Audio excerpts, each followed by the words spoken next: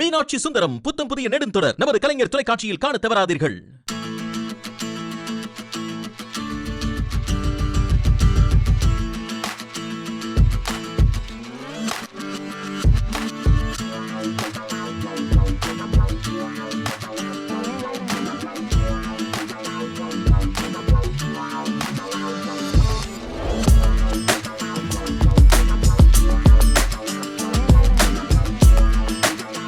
வணக்கம் நண்பர்களே, இன்னும் ஒரு இனிய காலை பொழுதில் தீதும் நன்றும் நிகழ்ச்சியில் உங்களை சந்திப்பதில் மிக்க மகிழ்ச்சி அடைகிறேன். பட்டினி கொடுஞ்சிறைக்குள் பதறுகின்ற மனிதர்கால் பாரில் கடையரே எழுவீர் வீறு கொண்டு தோழர்கால். இந்த பாட்டு என்ன பாட்டு என்று தெரியுமா? இதுதான் மேதின பாட்டு. பட்டினி கொடுஞ்சிறைக்குள் பதறுகின்ற மனிதர்களை வீறு கொண்டு எழ அழைத்த ஒரு பாடல் இந்த பாடல். அது மட்டுமல்ல, பாரதிதாசன், புரட்சி கவிஞர் பாரதிதாசன் சொல்வார், இந்த வாரம் நாம் அவருடைய பிறந்தநாள் வாரமாக கொண்டாடி கொண்டிருக்கிறோம். அவர் சொல்வார், சித்திரச் சோலைகளே உம்மை இங்கு செதுக்கையில் பாரினிலே எத்தனை தோழர்கள் ரத்தம் சொரிந்தனரோ உங்கள் வேரினிலே என்று அழகான சித்திரச்சோலைகளை பார்த்து பாரதிதாசன் கேட்பார், இவ்வளவு அழகான சித்திரச்சோலைகளே, உங்களை இப்படி உருவாக்குவதற்காக எத்தனை தோழர்கள் அந்த வேரினில் ரத்தம் சொரிந்திருப்பார்கள் என்று கேட்பார். உலக புகழ்பெற்ற புரட்சியாளர், தத்துவ மேதை கார்ல் மார்க்ஸ், எங்கல்ஸ் அவர்கள் தங்களுடைய கம்யூனிஸ்ட் கட்சி அறிக்கையினுடைய இறுதி வாசகமாக எழுதினார்கள், உலகத் தொழிலாளர்களே ஒன்று சேருங்கள், உங்களுக்கு இழப்பதற்கு விலங்குகளை தவிர வேறு எதுவும் இல்லை, ஆனால் வெல்வதற்கோ ஒரு பொன்னுலகம் இருக்கிறது என்று அன்றைக்கு கம்யூனிஸ்ட் கட்சியினுடைய அறிக்கை பிரகடனம் செய்தது. தொழிலாளர்களுடைய உரிமைகள், தொழிலாளர்களுடைய நலன், தொழிலாளர்களுடைய பாதுகாப்பு, தொழிலாளர்களுடைய ஊதியம், தொழிலாளர்களுடைய ஓய்வு அனைத்திற்காகவும் போராட வேண்டிய ஒரு காலம் இருந்தது. மிக குறைந்த ஊதியத்திற்கு 16 மணி நேரம் 18 மணி நேரம் அடிமைகளாக தொழிலாளர்கள் வேலை செய்த காலம் இருந்தது. தொழில் புரட்சி ஏற்பட்டு தொழிற்சாலைகள் பெருமளவுக்கு ஐரோப்பிய நாடுகளில் உருவான போது தொழிற்சாலைகளில் மணிக்கணக்காக அவர்கள் வேலை செய்தார்கள். குறைந்தபட்ச பாதுகாப்பு கூட இல்லாமல் வேலை செய்தார்கள். அவர்கள் உழைப்பிற்கேற்ற ஊதியம் கிடைக்கவில்லை. பெண்கள் அதனிலும் கீழான தொழில் நிலைமைக்கு வைக்கப்பட்டிருந்தார்கள். இதற்கு எதிராக மிகப்பெரிய போராட்டங்கள் வெடித்தன. 1886ஆம் ஆண்டு சிகாகோ நகரில் வேலை உரிமைக்கான, சம்பள உரிமைக்கான, ஓய்வு நாள் உரிமைக்கான ஒரு பெரும் போராட்டம் வெடித்தது. பலர் உயிரிழந்தார்கள்.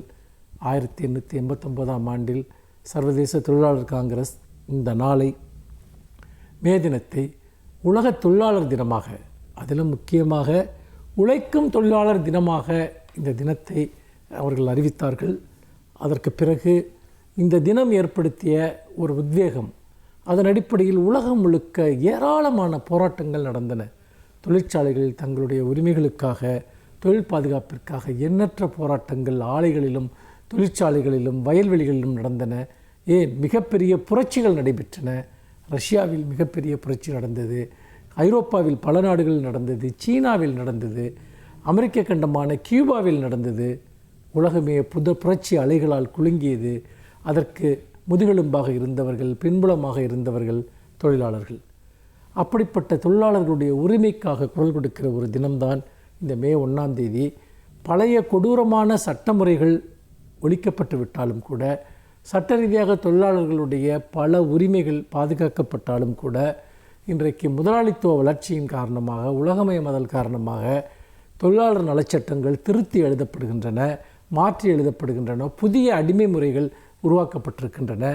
அதை பற்றியெல்லாம் பேசுவதற்கும் விவாதிப்பதற்கும் தான் இந்த தினம். இந்த தினத்தில் இது உலகம் முழுக்க ஒலிக்கக்கூடிய ஒரே குரல், உலகத் தொழிலாளர்களே ஒன்று கொடுங்கள் என்பதுதான். தொழிலாளர்கள் ஒன்றுபட்டு நின்றால் அவர்களை எவராலும் வெல்ல முடியாது என்பதுதான் யதார்த்தம். மீண்டும் இன்னும் ஒரு புதிய சிந்தனையோடு உங்களை சந்திக்கிறேன். நன்றி, வணக்கம்.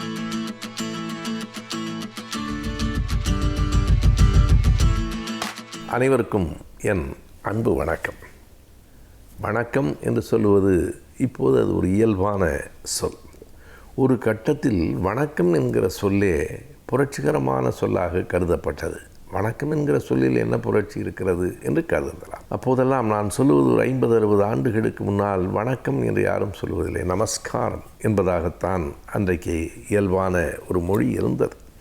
இதனை எழுத்தாளர் கானா சுப்பிரமணியம் தன் புத்தகம் ஒன்றிலே எழுதுகிறார். நான் ஒரு 10 ஆண்டுகள் தில்லியிலே வேலைக்காக போயிருந்தேன்.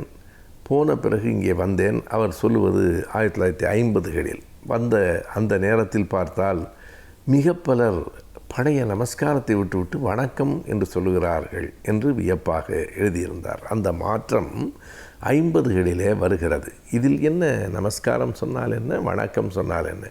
திராவிட இயக்கத்தினுடைய எழுச்சி, குறிப்பாக திமுக கழகம் நிலை பெற்ற பிறகு வணக்கம் என்று சொல்லுகிற பழக்கம் வந்தது. நமஸ்காரம் என்கிற சமஸ்கிருத சொல்லை அகற்றிவிட்டு வணக்கம் என்று தமிழில் சொல்லுவது என்பது வந்தது. இது ஒரு மொழி போராட்டத்தின் ஒரு கூறு. வணக்கமா நமஸ்காரமா என்பது அல்ல. இன்றைக்கும் நமஸ்காரம் என்று சொல்லுகிறவர்களும் இருக்கிறார்கள். அண்மையில் நான் ஒரு தொலைக்காட்சியிலே பார்த்தேன். அந்த தொலைக்காட்சியினுடைய நெறியாளர் வணக்கம் என்று சொன்னவுடனே துக்ளக் ஆசிரியர் குருமூர்த்தி நமஸ்காரம் என்று சொல்லுகிறார். அதாவது மறந்தும் வணக்கம் என்று சொல்லிவிடாமல் நமஸ்காரம் என்றே சொல்ல வேண்டும் என்று கருதுகிறவர்கள் இன்றைக்கும் இருக்கிறார்கள். இவை வெறும் சொற்கள் அல்ல, 2 விதமான கொள்கை போக்குகள் என்பதை நாம் கருத்தில் கொள்ள வேண்டும். பூவாளூர் பொன்னம்பலனார் என்று சுயமரியாதை இயக்கத்திலே புகழ் பெற்ற ஒரு தலைவர் இருந்தார். அவரை பற்றி சொல்லுகிற போது செய்தி சொல்லுவார்கள். அவர் தெருவில் நடந்து போய் கொண்டிருக்கிற போது எதிரில் ஒருவர் வந்தால், வணக்கம், நான் பொன்னம்பலம் என்று, அவர் தெரிந்தவர் தான், அவருக்கு இவர் பொன்னம்பலனார் என்று தெரியும். இருந்தாலும் வணக்கம், நான் பொன்னம்பலம் என்று அவர் சொல்லுவார் என்று நான் கேள்விப்பட்டிருக்கிறேன், படித்திருக்கிறேன். எதற்காக அப்படி சொல்லுகிறார் என்றால் 2 காரணத்துக்காக. வணக்கம் என்கிற சொல்லி பார்க்கிற இடங்களிலெல்லாம் சொல்லுங்கள். 2வது, நம்மை யார் என்று அவன் பெயரை மறந்துவிட போயிருக்கலாம், மறக்காமல் பெயரையும் சேர்த்து சொல்லுங்கள் என்று அவர் சொல்லுவாராம். அந்த வணக்கத்திற்குள் இத்தனை அரசியல் இருக்கிறது. அது நமஸ்காரமா வணக்கமா என்று பார்ப்பதை விட சமஸ்கிருதமா தமிழா என்று பார்ப்பது தான் சரியானது. சமஸ்கிருதத்தில் நமஸ்காரம் என்று தொடங்குகிறவர்கள் கூட தொடர்ந்து சமஸ்கிருதத்தில் பேசுவதில்லை. நமஸ்காரத்தோடு சமஸ்கிருதம் நின்று போய்விடும். இன்றைக்கு கொஞ்சம் அந்த சமஸ்கிருதம் தமிழிருந்த இடத்தை ஆங்கிலம் எடுத்துக்கொள்ளுகிறது. ஆங்கில சொற்கள் நிறைய வழக்கிற்கு வந்திருக்கின்றன. எந்த சொல் வழக்கிற்கு வந்தாலும் அது வெறும் சொல் இல்லை. அந்த ஒவ்வொரு சொல்லுக்குள்ளும் ஒரு மொழி சார்ந்த அரசியல் இருக்கிறது, இருக்கவே செய்யும் என்பதை நாம் கவனிக்க வேண்டும். ஆகையினாலே நமஸ்காரம் என்று சொல்லுவதை எளிமையாக நாம் விட்டு போய்விட முடியாது. இன்னமும் அந்த பழைய நிலையை கொண்டு வர அவர்கள் முயற்சி செய்கிறார்கள் என்பதுதான் அதனுடைய நோக்கம். ஆகவே நாம் கவனமாக இருக்க வேண்டும். எல்லா இடங்களிலும் வணக்கம் என்று சொல்ல வேண்டும். அது நம் தமிழுக்கு தருகிற முதல் மரியாதை. தமிழுக்கு தருகிற முதல் மரியாதை. நாம் பேசுகிற அத்தனை சொற்களும் தனித்தமிழாகவே இருக்கும் என்று எதிர்பார்க்க முடியாது. நான் இப்போது குறிப்பிட்ட முதல் மரியாதை என்கிற அந்த தொடரில் இருக்கிற மரியாதை என்பது கூட தமிழ் சொல் இல்லை, முதல் மதிப்பு என்று சொல்ல வேண்டும். ஆனால் முதல் மரியாதை என்பது வடக்கில் இருக்கிறது. இப்படி வேற்றுமொழி சொற்களை கலந்து பேசுவது இயல்புதான். தொடக்கமாவது நம் தாய்மொழியாக இருக்க வேண்டும் என்பதற்காகத்தான் வணக்கம் நிலைப்படுத்தப்பட்டது. வணக்கம் சொல்லுவது ஒரு இயக்கமாகவே இருந்தது. இன்னும் சுருக்கமாய் நான் சொல்ல வேண்டும் என்றால், ஒரு 50 அல்லது 60 ஆண்டுகளுக்கு முன்னால் வணக்கம் என்று சொன்னால் நீங்கள் திமுககாரரா என்று கேட்கிற நிலைமை கூட அன்றைக்கு இருந்தது. நாம் மறுபடியும் உறுதியாய் அந்த சொல்லை பற்றி கொள்ளுவோம். வணக்கம்.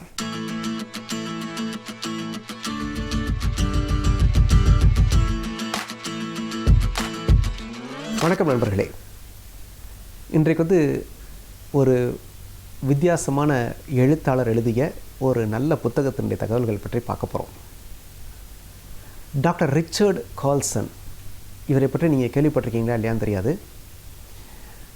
20ஆம் நூற்றாண்டின் இறுதியிலும் 21ஆம் நூற்றாண்டின் தொடக்கத்திலும், அதாவது சமீப காலம்னா ஒரு 20 ஆண்டுகள் இடைவெளியில் மிகப்பெரிய தன்முனைப்பு பேச்சாளராக அறியப்பட்டவர் டாக்டர் ரிச்சர்ட் கால்சன், அமெரிக்கர். இவர் எழுதிய ஒரு அற்புதமான புத்தகம் 1997 வெளிவந்த புத்தகமாக இருந்தால் கூட நம்ம 23-24 ஆண்டுகள் கழிச்சு நீங்கள் பார்க்குறப்ப கூட புதுசாக ஃப்ரெஷ்ஷாக இன்றைக்கும் பயன்படக்கூடிய நிலையில் இருக்கக்கூடிய ஒரு அற்புதமான புத்தகம். மிக அதிக விற்பனையான புத்தகம். அந்த புத்தகம் பற்றி தான் பார்க்க போகிறோம்.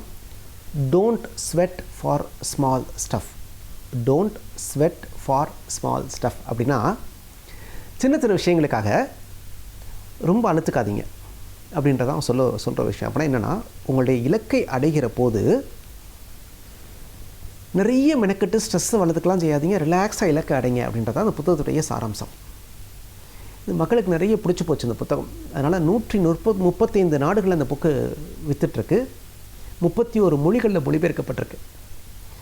நியூயார்க் பெஸ்ட் செல்லிங் லிஸ்ட்டில் 2 வருஷம் முதல் இடத்துல இருந்தது. அந்தளவுக்கு புகழ்பெற்ற புத்தகம் don't sweat the small stuff. அதாவது அதுவரை வந்த புத்தகங்கள்லாம் என்ன சொல்லிட்டு இருந்தாங்கன்னா, இலக்கை அடையணும், வாழ்க்கையில் வெற்றி பெறணும்னா கடுமையாக உழைக்கணும், மிகப்பெரிய ரிஸ்க் எடுக்கணும் அப்படின்லாம் சொல்லிட்டு இருந்தாங்க. அந்த சித்தாந்தத்தை போட்டு உடச்சிட்டு டாக்டர் ரிச்சர்ட் கால்சன் என்ன சொல்கிறாரு, ரிலாக்ஸ்டாக இலக்கை அடையலாம்ப்பா, இலக்கை அடைவது என்பது அவசியம்தான், மெனக்கட்டுக்க வேண்டியதில்லை, ரிலாக்ஸ்டாக பண்ணலாம், ஸ்ட்ரெஸ் இல்லாமல் இலக்கை அடையலாம், அதுக்கு நான் வழி காமிக்கிறேன் வாங்க அப்படின்னு சொல்லி எழுதின புத்தகம் தான் இந்த புத்தகம். இந்த புத்தகம் வந்து ரொம்ப ஒரு எளிமையான நடையில் எழுதப்பட்டிருக்கக்கூடிய புத்தகம், ஒரு அருமையான புத்தகம், படிப்பவருக்கும் எளிய முறையில் நம்மளும் அடையலாமே நம்ம இலக்கை அப்படின்னு யோசிக்க வைக்கிற புத்தகம். இந்த புத்தகத்தில் என்ன சொல்கிறார் அப்படின்னா, ரொம்ப அடிப்படையில் சொல்லணுன்னா, நல்ல மனிதராக இருங்க, ரொம்ப ஸ்ட்ரெயின் எடுத்துக்காதீங்க, நீங்கள் இலக்கை அடைய வேண்டும் என்பது அவசியம்தான், அதுக்கு ரொம்ப கஷ்டப்படாதீங்க, ரிலாக்ஸ்டாக இலக்கை அடைங்க, அதே சமயம் மனிதாபிமானத்தோட வாழ்க்கையை வாழுங்க, உங்களுடைய வேலைகளில் நிறைய விஷயங்களை நீங்கள் குறைச்சிக்கோங்க, தேவையில்லாமல் நிறைய நீங்கள் எல்லாருக்கும் அது பண்ணுறேன் இது பண்ணுறேன் போய் ஒம்பள மாட்டிக்காதீங்க, நேரத்தை இழந்துடாதீங்க, ஸ்ட்ரெஸ்ஸை இழுத்துக்காதீங்க, நீங்கள் உங்கள் செயல்களை திரும்ப திரும்ப திரும்ப அனாலிசிஸ் பண்ணி நீங்கள் செய்கிற கரெக்டாக யோசித்து பண்ணுகிற போது வாழ்க்கை இன்பமாக இருக்கும், எளிமையாக நீங்கள் இலக்கை அடைய முடியும் அப்படிங்கிறார். நிறைய உதாரணங்கள் சொல்கிற சில முக்கியமான விஷயங்களை சொல்கிறேன். என்ன சொல்கிறாரு, நம்ம வந்து நம்முடைய லீடர்ஷிப் குவாலிட்டி காமிக்கிறக்காக நான் நிறைய பேருக்கு உதவ போகிறேன், நிறைய பிரச்சனைகளை தீர்க்க போகிறேன் அப்படிலாம் போய் நமக்கு சம்மந்தம் இல்லாத நிறைய விஷயங்களை தலையிடுறோம்.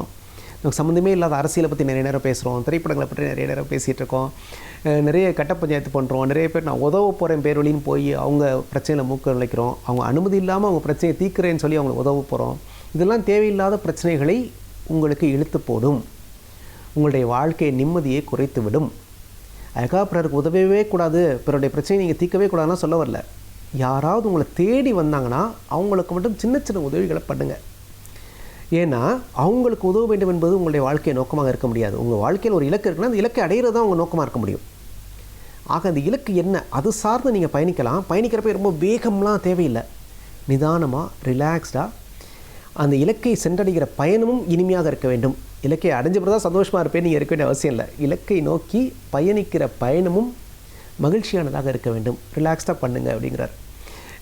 யாராவது வந்தாங்கன்னா சின்ன சின்ன உதவிகள் பண்ணுங்கள், அன்பாக காது கொடுத்து கேளுங்க, 4 பேர் பேசுனாங்கன்னா காது கொடுத்து கேளுங்க, அவங்களுக்கு முடிஞ்சால் சின்ன சின்ன உதவிகள் பண்ணுங்கள், அவங்க கேட்டாங்கன்னா பண்ணுங்கள், மனிதாபிமானத்தோடு இருங்க, ஒரு கைண்டாக இருங்க, அதாவது ரூல்ஸ் பேசாமல் ஒரு அன்போடு இருங்க, உங்களை சுற்றி இருக்க மனிதர்களை நேசிக்க கற்றுக்கொள்ளுங்கள். அதெல்லாம் வந்து உங்களுக்கு வந்து ஸ்ட்ரெஸ்ஸை குறைக்கும், ஒரு நல்ல மனிதராக இந்த உலகத்திற்கு உங்களை எடுத்துக்காட்டும். அதெல்லாம் உங்களை இலக்கு நோக்கி அழைத்து செல்வதற்கான நிறைய பலங்களை கொடுக்கும், பலன்களையும் பலத்தையும் கொடுக்கும்ன்றார். அந்தளவுக்கு ஒரு அற்புதமான விஷயமாக வாழ்க்கையை அனுபவித்து அந்தந்த நிமிஷங்களில் ரசித்து வாழுங்கள். அப்படி வாழ்ந்தீர்களே ஆனால் வாழ்க்கை இன்பமயமாக இருக்கும் அப்படின்றார். அவர் என்ன சொல்கிறாரு, காரில் போகிறது மாதிரி தான் வாழ்க்கை. இலக்கு வெளியில் இருக்குது, நீங்கள் காருக்குள்ளே இருக்கீங்க, காருக்கு உள்ளே இருந்துட்டு வெளி உலகத்தை பார்க்குறீங்க, வெளி உலகத்தில் இருக்கக்கூடிய விஷயத்தை அடையிறீங்க. அது மாதிரி தான் வாழ்க்கையே இருக்கணும். ஆனால் நம்ம என்ன பண்ணுறோம், தலைகீழாக பண்ணிகிட்ருக்கோன்றார். உதாரணத்துக்கு நம்ம படிக்கிறப்பயே நமக்கு என்ன தேவை, நமக்கு என்ன தெரியும், இல்லை நமக்கு என்ன பிடிக்கும் பார்த்து படிக்கிறது இல்லை. எந்த படிப்புக்கு நீங்கள் டிமாண்ட் அதிகம் அதை படிக்கலாமே அப்படின்னு சொல்லி அந்த வெளி உலகத்துக்கு ஏற்ற மாதிரி உங்களை மாற்றிக்க பார்க்குறீங்க. இங்கே தான் பிரச்சனை வருது. உங்களுக்கு என்ன பிடிக்குமோ அதை படிங்க. வேலைன்னு போகிறப்ப எந்த துறையில் இன்றைக்கி வேலை வாய்ப்பு அதிகமாக இருக்குது அப்படின்னு பார்த்து அந்த துறை சார்ந்து ஓடுறீங்க, தேவையில்லை.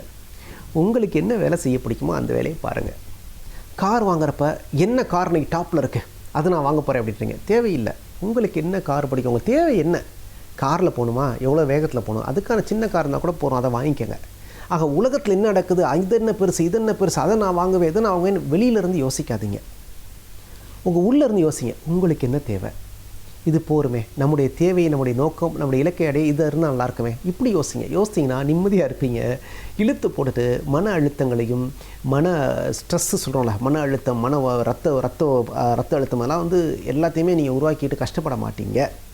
வாழ்க்கையை அமைதியாக இன்பமயமாக வாழ முடியும் அப்படின்றாங்க. இன்னொன்று, நிறைய பேர்ட்ட பர்ஃபெக்ஷன் எதிர்பார்க்காதீங்க. மக்கள், நம்மளை சுற்றியுள்ள மக்கள் பெர்ஃபெக்டாக இருக்க தான் மாட்டுறாங்க. அதனால் அதை அக்செப்ட் பண்ணிக்க கற்றுக்கங்க. மனிதர்களை ஏற்றுக்கொள்ள கற்றுக்கொள்ளுங்கள்.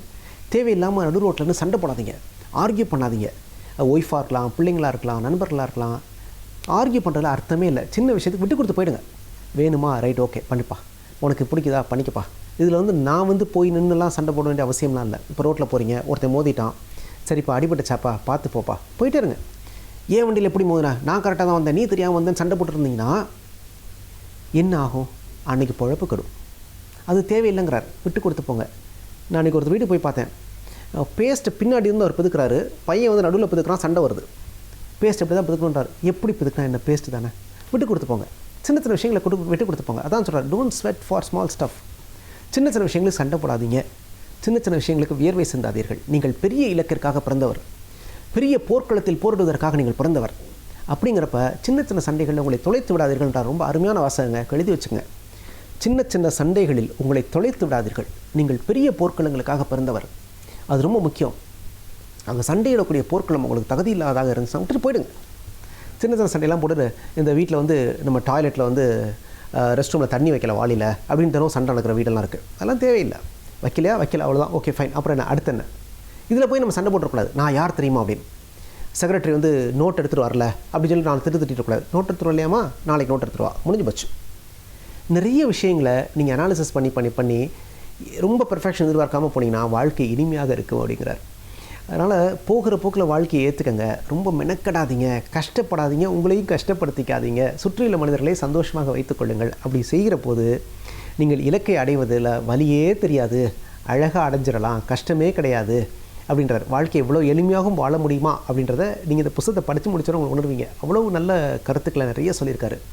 சண்டை போடாதீங்க, அடுத்தவங்களுடைய பிரச்சனை தலையிடாதீங்க. அடிக்கடி நீங்கள் உங்களை கேட்டுக்கொள்ள வேண்டிய கேள்வி என்னென்னா, நான் சரியான வேலையை செய்து கொண்டிருக்கிறேனா, இல்லை நான் செய்கிற இந்த வேலை என்னை இலக்கு நோக்கி பயணிக்க வைக்குமா, என்னுடைய இலக்கை அடைய உதவுமா? இந்த கேள்வி மட்டும் அடிக்கடி கேட்டுக்குங்க. ஏன்னா ஒரு நாளில் பாதி நேரம் நம் இலக்கிற்கு சம்மந்தம் இல்லாத வேலையை செஞ்சிட்ருக்கோமா.